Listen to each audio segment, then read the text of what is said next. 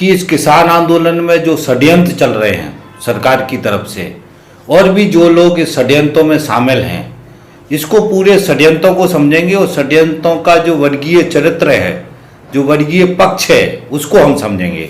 इसलिए हमने सबके ऊपर एक छोटी सी सीरीज बनाने का निर्णय किया है, जिसका ये पहला वीडियो है। तो साथियों, सबसे पहले हमको वर्गीय चरित्र को समझना है और वर्गीय चरित्र में ये समझना है कि ये जो पूरी व्यवस्था है, बहुत सारी वीडियो में मैं समझा चुका हूँ, ये सारी व्यवस्था में दो तरीके के वर्ग हैं।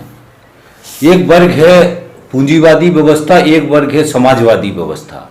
ये मैं बहुत पहले से समझा चुका हूँ और आपको ये समझना है कि इस पूरे चर्चा का, पूरी राजनीतिक जो डिस्कशन है उसका, और जितने भी तरीके के षड्यंत्र चल रहे हैं उन सब का जो है चरित्र इसी चरित्र के साथ शामिल है। ये हमको ध्यान रखना है। जितने भी षड्यंत्र होंगे वो षड्यंत्रों का जो वर्गीय चरित्र, इसी जो समझ है, इसी समझ के साथ जुड़ा होगा। ये दोनों विचारधाराएं जो आपस में इनका जो टकराव होता है, उसके टकराव में जो वर्ग बनते हैं वो खुले रूप से दो वर्गीय होते हैं। एक पूंजीपति वर्ग होता है जिसकी पूंजीवादी व्यवस्था है, जिसमें सारे पूंजीपति वर्ग जो देशी विदेशी कॉर्पोरेट्स कंपनियां होती हैं और इनके साथ में फिर राज सत्ता और बाकी इनका जितना भी तंत्र है वो सारा तंत्र उसके साथ जुड़ा होता है। और दूसरा जो पक्ष होता है उसमें जिसको हम समाजवादी व्यवस्था कहते हैं और जिसका जनता जो है वो मजदूर, किसान, पीड़ित, शोषित, इस तरीके का जो वर्ग है वो वर्ग होता है। हमको ये भी समझना है कि जब भी पूंजीपति वर्ग को शोषण ज़्यादा करना है, उसको धन इकट्ठा ज़्यादा करना, संपत्ति इकट्ठी ज़्यादा करनी है, तो उसके लिए जरूरी होता है कि वो जो मेहनतकश वर्ग है उसको लूटे, उसका शोषण करे, उसके श्रम की चोरी करे, उसकी श्रम की लूट करे। श्रम की लूट बहुत विभिन्न प्रकार से होती है, मैं बहुत सारे वीडियो में समझा चुका हूं। तो उसकी श्रम की लूट, जितना ज्यादा श्रम की लूट पूंजीपति करेगा उतना ज्यादा उसका मुनाफा बनेगा, उतना ज्यादा उसको फायदा होगा। और जितना ज्यादा लूट श्रम का होगा तो जो श्रमिक है, मजदूर है, किसान है, जो आम जनता है वो कमजोर होगी, उसके संसाधन छिनेंगे, उसके बाद संसाधन कम होंगे, वो गरीब होगा, परेशान होगा, संसाधन नहीं जुटा पाएगा, इस तरीके की स्थिति बनेगी और पूंजीपति एकदम से उसके मुनाफे बढ़ेंगे, उसका पैसा बढ़ेगा, जैसा आज का जो परिदृश्य हमारे सामने है। यदि हम इसको उल्टा करते हैं, यदि हम ये कहते हैं कि जो आम जनता है उसकी सहूलियतें हो या उसको हक या उसको ज्यादा फायदा है, उसका जीवन सुखी हो, तो साथियों हमको ऐसे समय में हमको क्या करना होता है कि जो पूंजीपति वर्ग है उसका जो मुनाफा है उसका एक बड़ा हिस्सा समाज को देना होता है, जनता को देना होता है। रेगुलर नौकरी का एक उदाहरण से मैं समझाता हूं आपको। जो परमानेंट नौकरी का कानून था, अभी इस सरकार ने, नरेंद्र मोदी की सरकार ने परमानेंट नौकरी का कानून का बिल्कुल खत्म कर दिया। अब स्थायी रोजगार नहीं होगा। तो उसका मतलब क्या है? इसका मतलब है कि स्थायी रोजगार में पैसे की गारंटी है, 3 साल में एग्रीमेंट होगा, हर साल इंक्रीमेंट होगा, आपका वेतन बढ़ेगा, आपको नौकरी से भगा नहीं सकता, तो आपको घर ले लोगे, लोन मिल जाएगा। ये पूरा स्ट्रक्चर है जिसमें उसका जीवन सुचारू रूप से चलेगा। मगर मालिक क्या कहता है इसमें कि इसको मेरे को ज्यादा पैसा देना पड़ता है, इसको परमानेंट रखना पड़ता है, इसको बुढ़ापे तक मेरे को झेलना पड़ता है, इसलिए इसको मैं नहीं रखूंगा। अभी अब पूंजीपति क्या कह रहे हैं? अभी पूंजीपति कह रहे हैं कि नहीं, रेगुलर नौकरी नहीं होनी है, परमानेंट नौकरी नहीं होनी है। और सरकारों ने भी, ये पूंजीपतियों की सरकार है तो इसने भी वो कानून, जो रेगुलर नौकरी के कानून थे, उनको कमजोर कर दिया। अब उससे हुआ क्या? उससे हुआ ये कि जो सामाजिक जिम्मेदारी थी कारखाना मालिक की या ओनर की, वो खत्म हो गई। उसने बोल दिया कि मेरे को मजदूर, मेरे लिए जैसी मटेरियल जुटाता हूं वैसी मेरे लिए मजदूर है। मजदूर जितने सस्ते से सस्ते में मिलेगा, मैं बाजार में उतने सस्ता में मजदूर लूंगा और जितना मेरे को ज्यादा से ज्यादा मैं इससे काम करा सकता है उसका काम कराऊंगा। तो जितना ज्यादा काम कराएंगे और वेतन कम देंगे, इसका मतलब है कि पूंजीपति का मुनाफा बढ़ेगा। तो मुनाफा बढ़ाने के लिए ये अब इसमें क्या होगा? मगर इसीलिए पूंजीपति मालामाल होगा और जो मजदूर है, जो काम करेगा, वो बेचारा दयनीय हालत में पहुंच जाएगा, उसकी दुर्दशा हो जाएगी, आर्थिक रूप से कमजोर हो जाएगा और फिर धीरे धीरे समाज आर्थिक रूप से कमजोर हो जाएगा। तो ये वर्गीय चरित्र जिसको हमको समझना है। किसानों का जो ये मूवमेंट चल रहा है साथियों, किसानों के आंदोलन में भी यही वर्गीय चरित्र काम कर रहा है, ये हमको समझना है। हमको ये समझना है कि जो अभी सरकार जो है जो नरेंद्र मोदी जी की सरकार है वो देसी विदेशी कॉर्पोरेट्स कंपनियों के लिए मार्केट खोल रही है। हमें ये भी समझना साथियों कि हमारी देश की जो खेती है, खेती से जो रोजगार पैदा होता है, बाजार पैदा होता है, बहुत बड़ा सेक्टर है ये, जिससे बड़ी देश की बड़ी जनता को रोजगार मिलता है, उसकी रोजी रोटी चलती है, उसका जीवन चलता है। तो इस सेक्टर में जो देसी विदेशी मल्टीनेशनल कंपनियां हैं उनको छूट नहीं थी। ये इस सेक्टर में पैसे लगाने की, धंधे लगाने की इसकी छूट नहीं थी। छूट इसलिए नहीं थी क्योंकि पूंजीपति जिस क्षेत्र में आता है तो मुनाफा कमाता है, मोनोपोली करता है, तो वहां से पैसा लूटता है, वो बाजार पे कब्जा करता है, मशीनीकरण से रोजगार घटते हैं और भी तरह तरह की वो काम करता है, जिससे उसको समाज को लेना देना नहीं होता। तो समाज के अंदर बड़ी संख्या में बेरोजगारी पैदा होती है, बड़ी संख्या में अराजकता पैदा होती है। तो जो ये कॉन्सेप्ट था, कौन सा कॉन्सेप्ट, जो कि खेती के अंदर देसी विदेशी कॉर्पोरेट्स कंपनियां आएंगी नहीं आएंगी, तो अभी तक नहीं थी, ये हमारी पॉलिसी थी। मगर 1991 के बाद जब नई आर्थिक नीतियां आई तो उस बाजार का जो कॉन्सेप्ट आया उसमें यह भी कहा गया कि खेती के सेक्टर में भी हमको देसी विदेशी कॉर्पोरेट्स कंपनियों को लाना चाहिए, जिसके लिए इस नरेंद्र मोदी की सरकार ने, खास तौर से कांग्रेस की सरकार भी कर रही थी, वो नरेंद्र मोदी की सरकार ने बहुत तेजी से 2014 के बाद में 100% FDI लेके आए और पूरे सेक्टर का, खेती के सेक्टर को खोलने का कोशिश किया।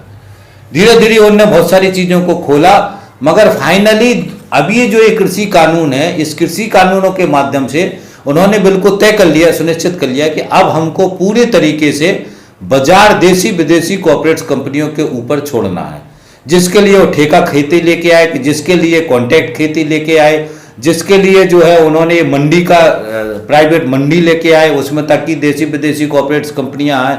उन्होंने तीसरा कानून बना करके उसकी लिमिट को हटा दिया। तो ये सारा लेके इसलिए आए क्योंकि ये एक राजनीतिक फैसला था इस सरकार का और ये पूंजीपति वर्ग का मिलके, जिसको इस नरेंद्र मोदी की सरकार ने लागू किया। अभी आज हम इस आंदोलन बहुत नंगे रूप में समझ सकते हैं, जो हमको नॉर्मली समझ नहीं आते हैं। आज की तारीख में एक वर्ग है, जो सरकार है बीजेपी की सरकार ऑपरेट कर रही, क्योंकि सरकार ही ऑपरेट करती है। और बीजेपी के इस कानून के, सरकार के पीछे कौन है?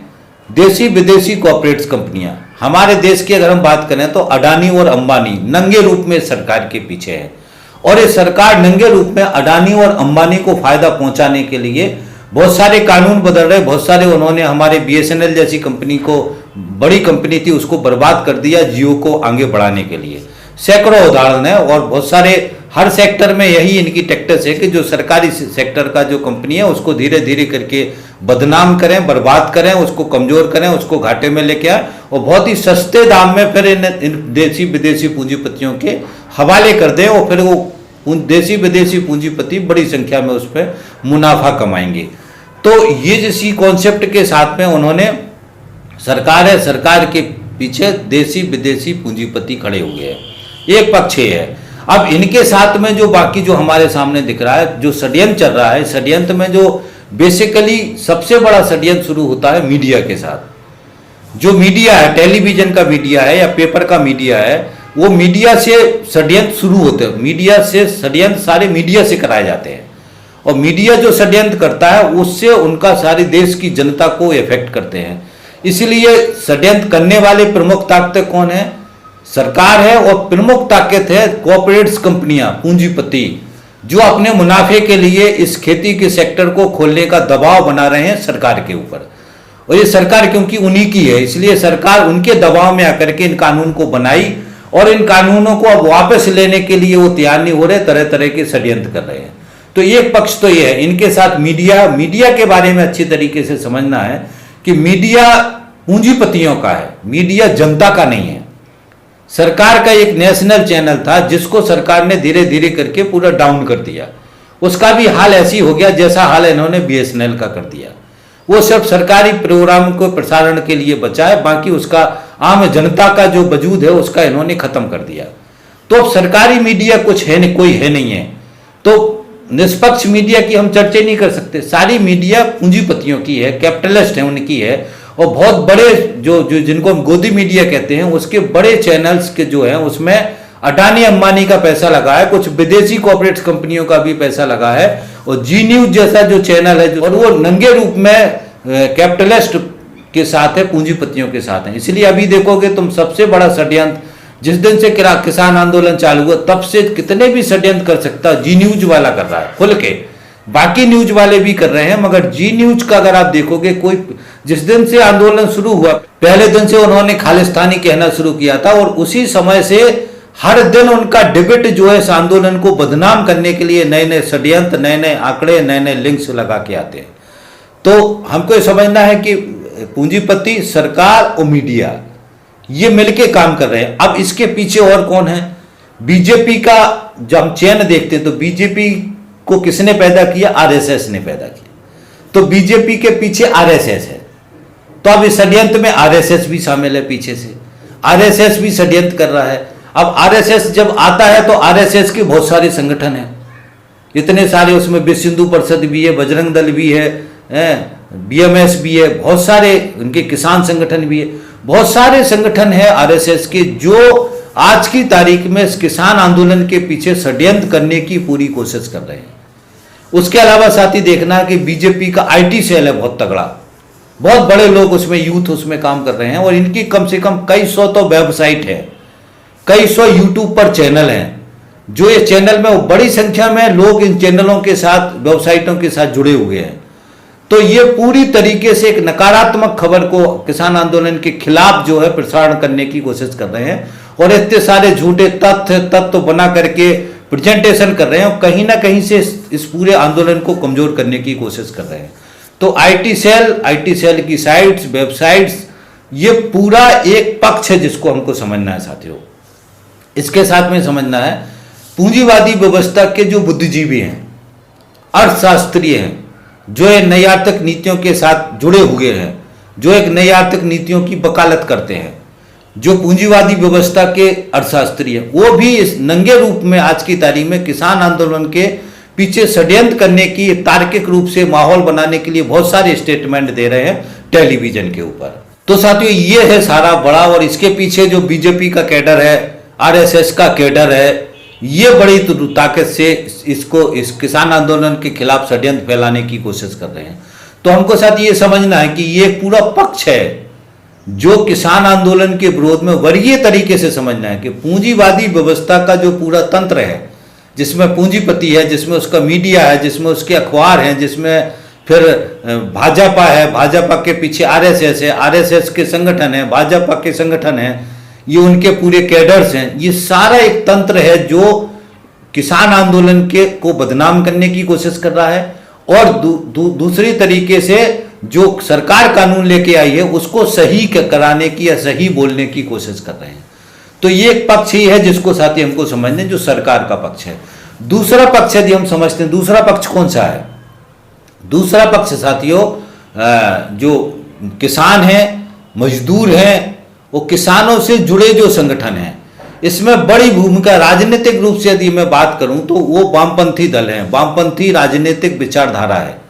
वामपंथी राजनीतिक विचारधारा के बारे में समझना है, जो बार बार ये लोग भी उसका विरोध करते हैं। बीजेपी, आरएसएस, पूंजीवादी व्यवस्था का कट्टर दुश्मन समाजवादी व्यवस्था है, जो कम्युनिस्ट हैं, जो कम्युनिज्म का सिद्धांत है, या जो वामपंथी हैं, वो इनके कट्टर दुश्मन हैं। इसलिए विचारधारा के नाम पर ये इनके दुश्मन हैं। तो जब भी ये वामपंथी जो ताकतें हैं जो आज किसान आंदोलन के साथ खड़ी हुई हैं, वैचारिक रूप से किसान और मजदूर की ताकतें हैं, ये उसके लिए काम करते हैं, उसके लिए समाजवादी व्यवस्था है। तो आज की तारीख में इस किसान आंदोलन में वैचारिक रूप से दिशा देने के हिसाब से जो ताकतवर रूप से खड़े हो गए हैं, पूरे देश का जो आंदोलन बनाने की कोशिश कर रहे हैं, वो है वामपंथी दलों के संगठन। ये भी समझना है। आज की तारीख में हमें ये एक हकीकत है जिसको समझना वर्गीय रूप से, कि जो ये किसानों का पक्ष, उसमें किसान संगठन पूरे ताकतवर तरीके से, इसमें कोई कंफ्यूजन नहीं है कि जो पंजाब के किसान हैं, जो पंजाब के किसान संगठन हैं, उन्होंने बहुत ही ताकतवर तरीके से इस आंदोलन की शुरुआत की। उन्होंने समझा, उन्होंने इसको मुद्दे को उठाया, उसके बाद से हरियाणा जुड़ा, उसके बाद से पश्चिमी उत्तर प्रदेश के सारा हिस्से जागरूक हो गए।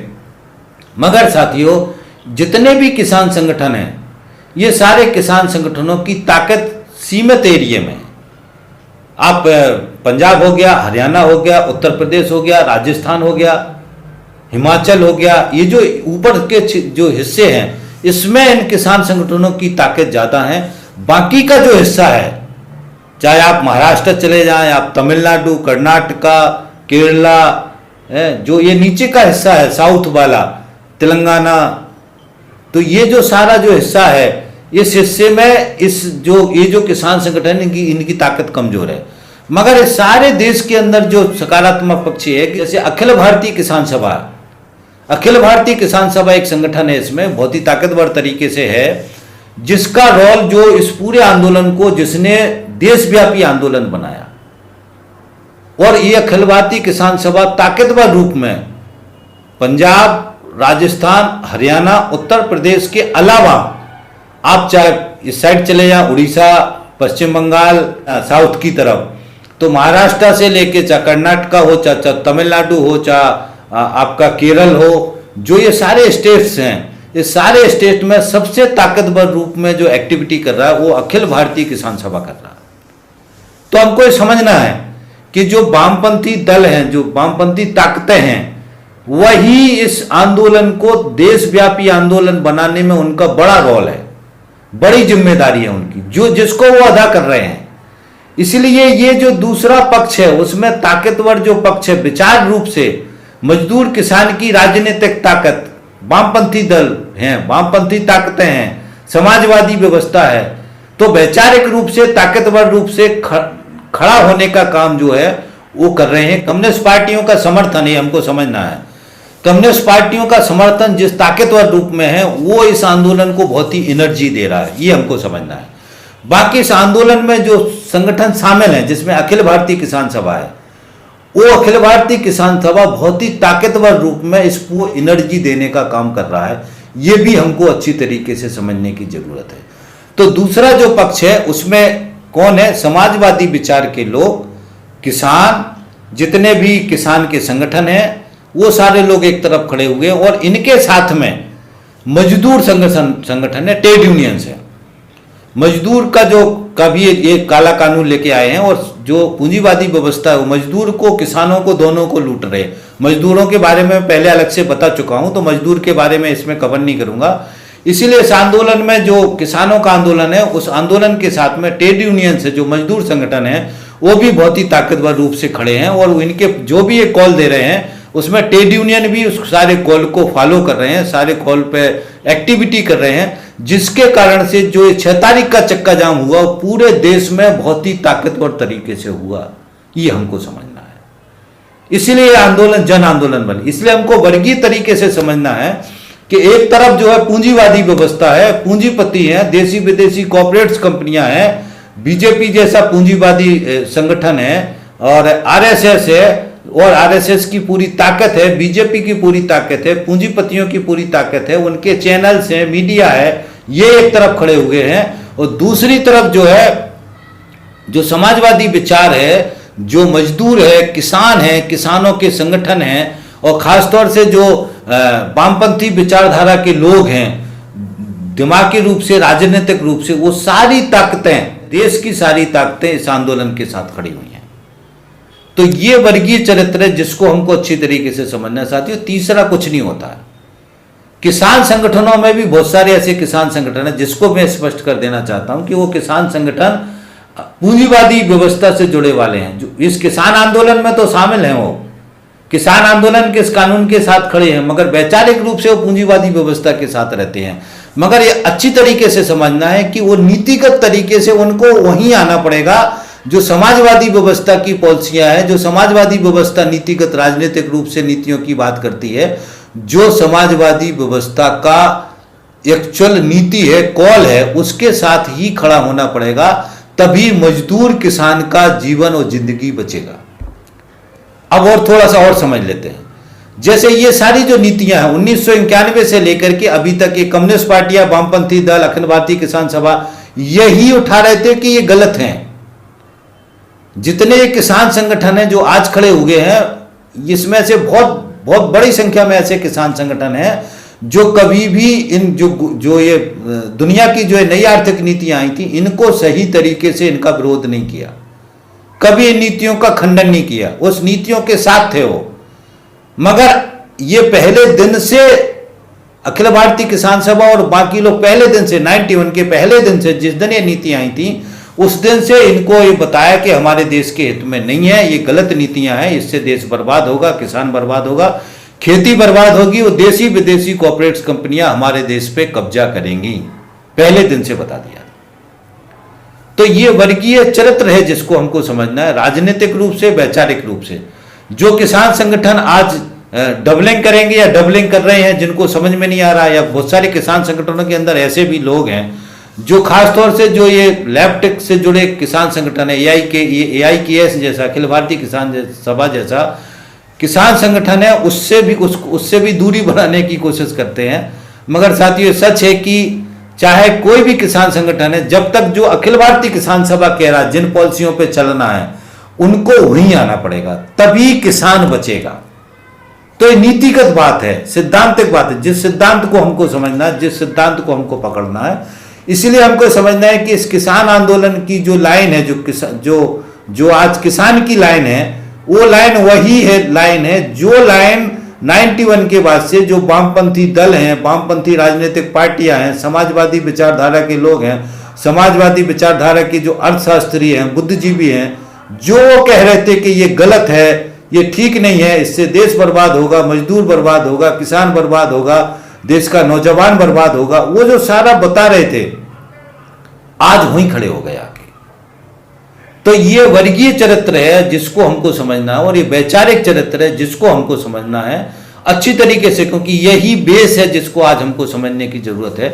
यदि हम इस बेस को नहीं समझ पाएंगे तो हमारी लड़ाई अधूरी होगा। यदि हम आज फिर वही करने की कोशिश करें कि हम थोड़ी देर के लिए खड़े हो गए और जैसे आंदोलन खत्म होगा, जैसे फिर हम जाके पूंजीवादी व्यवस्था के पीछे चलने लगेंगे, तो वापस जो हमने पाया है फिर हम खो देंगे। समझदारी इसी में होगी कि सबकी जिम्मेदारी है कि अब इसके बाद से जो किसान आंदोलन जैसे ही खत्म हो, जैसे हम इसको जीतें, जीतने के बाद से हमको फिर ये लड़ाई काफी लंबी है, पूंजीवादी व्यवस्था को कमजोर करके समाजवादी व्यवस्था की जो ताकतें उनको मजबूत करना पड़ेगा राजनीतिक रूप से। जब वो समाजवादी विचार व्यवस्था की जो विचार की जो ताकतें हैं, उनकी जो पॉलिसियां हैं, उन पॉलिसियों की तरफ देश आगे बढ़ेगा, तब जाके किसान का, मजदूर का, नौकरी का, जिंदगी का सुरक्षा मिलेगा। तो ये बिल्कुल स्पष्ट है, जिसको हमको समझना है, देश की जनता को समझना है, किस दिशा में जाना है हमको तय करना साथियों।